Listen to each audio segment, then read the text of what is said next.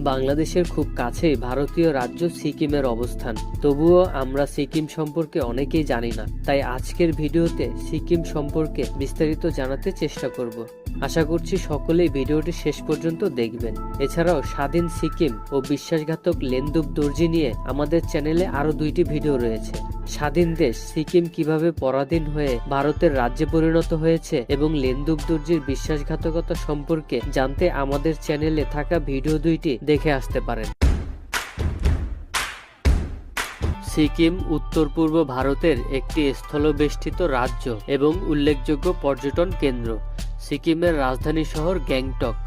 আয়তনে ভারতের দ্বিতীয় ক্ষুদ্রতম প্রদেশ এটি।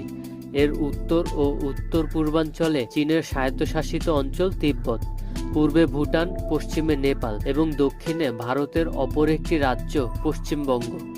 সিকিম বাংলাদেশের নিকটবর্তী ভারতের